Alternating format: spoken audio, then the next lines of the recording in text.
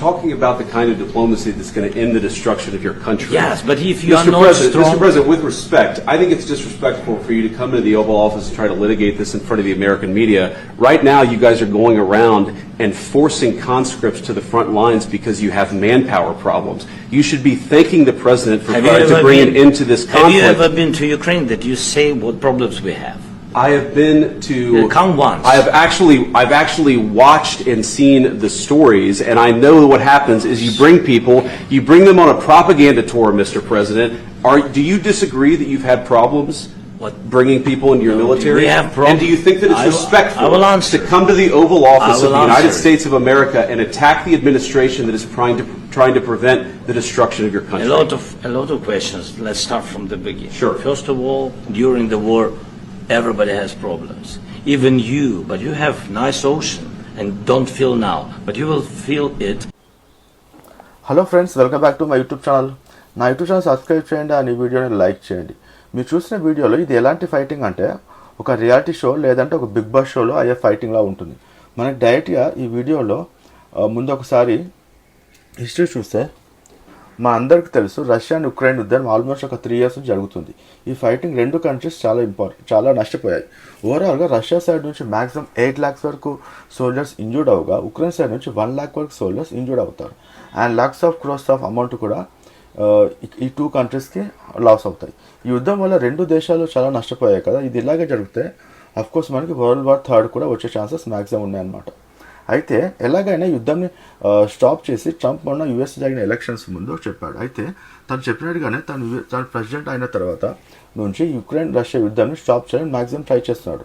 So తను Ukraine president జెలెన్స్కీని last month Feb 28th రోజు వైట్ హౌస్కి రావాలని చెప్పి మీటింగ్ ఇన్వైట్ చేయగా ఆ మీటింగ్ని యాక్సెప్ట్ చేసి జెలెన్స్కీ Feb 28th యూఎస్కి రావడం జరిగింది. సో ఈ మీటింగ్ వచ్చేసి బిలటరల్ మీటింగ్ అన్నారు. బిలటరల్ మీటింగ్ ఏంటంటే రెండు దేశాల మధ్య జరిగే వాణిజ్య ఒప్పందాలని మనం బిలటరల్ మీటింగ్ అంటాం. ఈ మీటింగ్ అమెరికాలోని వాషింగ్టన్లోని వైట్ హౌస్లో జరిగింది. ఈ meeting main agenda Ukraine and Russia యుద్ధం స్టాప్ చేయడం and of course rare earth minerals గురించి కూడా డిస్కషన్ చేసుకొని ఒక అగ్రిమెంట్కి రావడం ఈ మీటింగ్ యొక్క మెయిన్ ఉద్దేశం అనమాట. ఇక్కడ అమెరికా గురించి ఫస్ట్ చెప్పుకుంటే డాలర్స్గా బలంగా చూసుకొని కావచ్చు, లేదంటే ఫైనాన్షియల్గా ఆర్మీ పరంగా చూసుకొని కావచ్చు, లేదంటే టెక్నాలజీ పరంగా కావచ్చు, వరల్డ్ హెడ్గా ప్రపంచం పైన అన్ని కంట్రీస్ పైన అమెరికా ఆధిపత్యం చెలాయిస్తుంది. అలాంటి అమెరికా మీద అమెరికాలోనే అండ్ వైట్ హౌస్లో అది ట్రంప్ పైన స్ట్రాంగ్ రిప్లై ఆర్ కౌంటర్ ఇచ్చేస్తాడు ఉక్రెయిన్ ప్రెసిడెంట్ జెలెన్స్కీ. ఇది మాత్రం వైట్ హౌస్ హిస్టరీలో డోంట్ కేర్ అనే మాట వినిపించాడు Ukraine president Zelensky. White house హిస్టరీలో జెలెన్స్కీ రావడం ఇది ఒక కొత్త ఏం కాదు. తను ఆల్రెడీ 4 times వైట్ హౌస్కి రావడం జరిగింది. ఆ టైంలో మనకి బైడెన్ యుఎస్ ప్రెసిడెంట్గా ఉన్నాడు. కానీ ఇప్పుడు తను రావడం first time after Trump president అయిన తర్వాత. అయితే మీటింగ్లో యుఎస్ అండ్ ఉక్రెయిన్ మధ్య మినరల్ రిసోర్స్ మీటింగ్ కూడా ఒక డిస్కషన్ అవ్వాలి. అండ్ ట్రంప్ అండ్ జెలెన్స్కీ వారి టీంతో కలిసి డిన్నర్ కూడా చేయాల్సి ఉంది. ఇక్కడ ఆల్రెడీ వైట్ హౌస్ దీనికోసం అన్ని రకాల ప్రిపరేషన్ చేసింది అండ్ ఫుడ్కు సంబంధించిన ప్రిపరేషన్ కూడా చేసింది. ఎందుకంటే రెండు దేశాలు కలిపి డిన్నర్ చేయాలి కాబట్టి. కానీ సీన్ అంతా ఇక్కడ రివర్స్ అయిందని చెప్పాలి. ట్రంప్ అండ్ జెలెన్స్కీ మధ్య మినరల్ రిసోర్స్ మీటింగ్ అవ్వలేదు. ఇద్దరు కలిసి డిన్నర్ కూడా చేయలేదు. దీనికి రీజన్ వీరిద్దరి మధ్య జరిగిన మీటింగ్ వైట్ హౌస్లో ఒక రేంజ్లో హీట్ ఎక్కింది. వరల్డ్ మీడియా ముందు అమెరికా ప్రెసిడెంట్ అండ్ వైస్ ప్రెసిడెంట్తో ఉక్రెయిన్ ప్రెసిడెంట్ జెలెన్స్కీతో అయిన మాటల యుద్ధం దీనికి మనం మెయిన్ రీజన్ అని చెప్పుకోవాలి. అండ్ ఫస్ట్ ఈ మీటింగ్లో చాలా బాగానే స్టార్ట్ అయిందని చెప్పుకోవాలి. ట్రంప్ జెలెన్స్కీని బాగా రిసీవ్ చేసుకొని నీ డ్రెస్ చాలా బాగుంది అని ట్రంప్ ఇక్కడ జెలెన్స్కీ చెప్తాడు. జెలెన్స్కీ దానికి రిప్లైగా థ్యాంక్ యూ ట్రంప్ అని చెప్తాడు. అయితే సీన్ కట్ చేస్తే వైట్ హౌస్లో ట్రంప్ అండ్ జెలెన్స్కీ మధ్య గొడవ స్టార్ట్ అయింది వరల్డ్ మీడియా ముందే.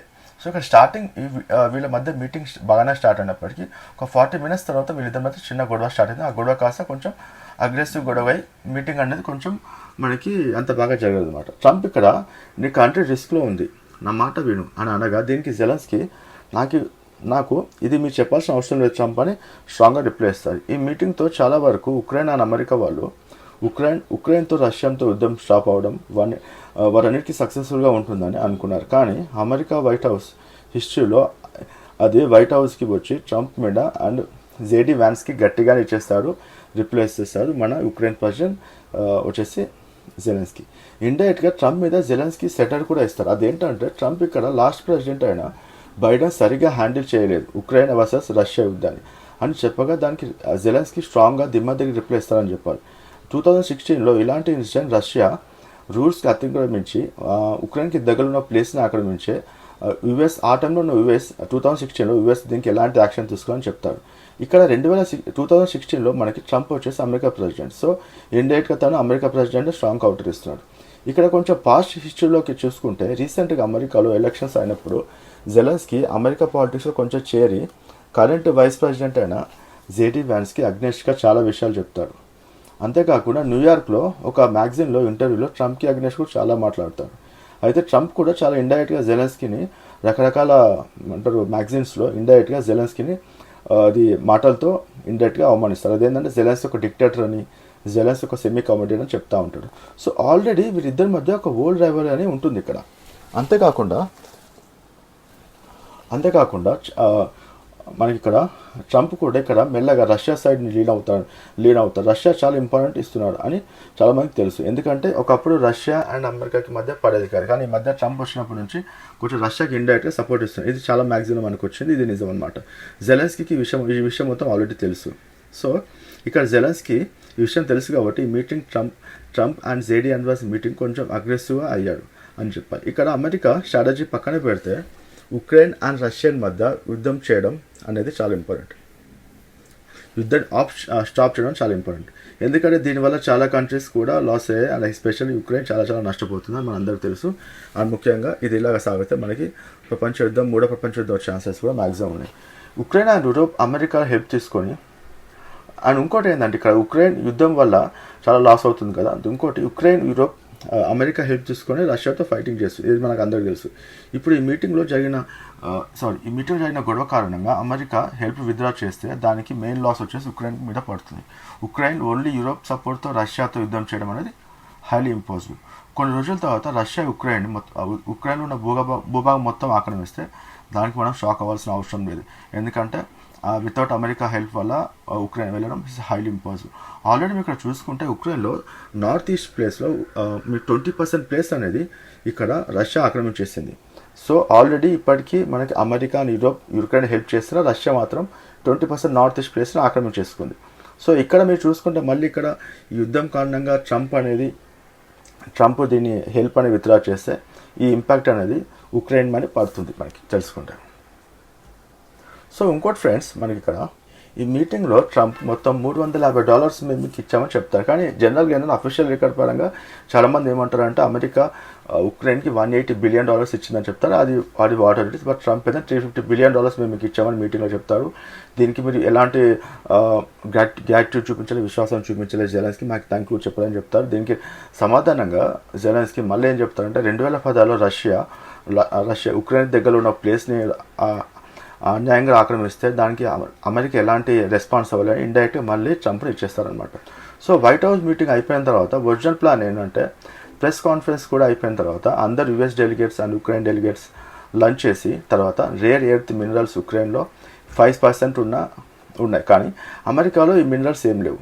సో ఇక్కడ మినరల్స్ చాలా తక్కువ ఉన్నాయి కాబట్టి ఉక్రెయిన్తో ఒక అగ్రిమెంట్ చేసుకొని ఒక ప్లాన్ చేసుకున్న అమెరికా ఇక్కడ అనుకోగా ఈ విషయం ఉక్రెయిన్ కూడా తెలుస్తుంది అనుకున్నాను. కానీ ఈ అగ్రిమెంట్ వల్ల కొంచెం ప్లస్ పాయింట్ ఏంటంటే స్టాక్ మార్కెట్ కొంచెం చేంజెస్ వస్తాయి. ఈ మధ్య మీరు చూస్తే స్టాక్ మార్కెట్ ట్రంప్ ప్రెసిడెంట్ అయిన తర్వాత కొంచెం లాసెస్ వస్తూ ఉంది, కానీ తక్కువ ప్రాఫిట్ మాత్రం ఉంది. సో ఈ అగ్రిమెంట్ అయ్యి ఉంటే మనకి స్టాక్ మార్కెట్ కొంచెం ఇంక్రీజ్ అయ్యి ఉంటుండే అండ్ ప్రాఫిట్స్ అనేవి కొంచెం వస్తుండే. కానీ ఈ అగ్రిమెంట్ అవ్వలేదు. ఇక్కడ వచ్చేసి సీన్ మొత్తం రివర్స్ అయిపోయింది. ఈ అగ్రిమెంట్ అండ్ మీటింగ్ అయిపోయిన తర్వాత Zelensky team and Trump team వేరే రూమ్స్కి వెళ్ళిపోయారు. అక్కడ ట్రంప్ టీం నుంచి security of state of person వెళ్ళి జెలెన్స్కీ టీం దగ్గరికి వెళ్ళి మీరు ఇక్కడ నుంచి వెళ్ళిపోవచ్చు, టాక్స్ ఫినిష్ అయ్యాయని చెప్తారు. దీనికి జెలెన్స్కీ టీం వచ్చేసి ఇంకా మాకు డిస్కషన్ అవసరం ఉంది, ఇంకా మీటింగ్ డిస్కషన్ చేద్దామని అనగా దీనికి అమెరికా పాజిటివ్ రెస్పాన్స్ మాత్రం ఇవ్వదు, మీరు వెళ్ళిపోవచ్చు అని ఇండైరెక్ట్గా చెప్తుంది. సో అయితే ఈ మీటింగ్ తర్వాత ట్రంప్ నెక్స్ట్ డే ప్రెస్ కాన్ఫరెన్స్లో జెలెన్స్కీని ఉద్దేశించి ఒక మాట చెప్తారు. అదేంటంటే ఉక్రెయిన్కి పీస్ ఆఫ్ మైండ్ కావాలనుకుంటే, శాంతి కావాలనుకుంటే డెఫినెట్ మీరు అమెరికాకి రావచ్చు అని చెప్తాడు. దీనికి జెలెన్స్కీ కూడా పాజిటివ్ రిప్లై ఇచ్చి thank you president of America అని రిప్లై ఇస్తాడు. నాకు తెలిసి ఇక్కడ జెలెన్స్కీ కొంచెం తొందరపడని చెప్పారు, ఎందుకంటే తను రియలైజ్ అవుతున్నాయి. ఎందుకంటే ఒకవేళ జెలెన్స్కీ ఈవెన్ కరెక్ట్ ఉన్నప్పటికీ అమెరికా హెల్ప్ జెలెన్స్కీ కావాలి కాబట్టి జెలెన్స్కీ కొంచెం అగ్రెసివ్ తగ్గిస్తే బాగుండే అనిపించింది. ఎందుకంటే ఈ మీటింగ్ ఉక్రెయిన్ చాలా ఇంపార్టెంట్ కాబట్టి, అమెరికా సపోర్ట్ ఇంకా ఉక్రెయిన్ కావాలి కాబట్టి. రష్యా డిమాండ్స్ ఏంటంటే బేసిక్గా రష్యా డిమాండ్ ఏంటంటే ఉక్రెయిన్ మొత్తానికి ఆర్మీ లేకుండా చేయడం అండ్ ఉక్రెయిన్ దగ్గర ఎలాంటి న్యూక్లియర్ లేకుండా చేయడం. ఇక్కడ రష్యా ఉక్రెయిన్ నార్త్ ఈస్ట్ ప్లేస్లో ఆల్రెడీ 20% ప్లేస్లో ఆక్రమించేస్తానని అందరికీ తెలిసిందే.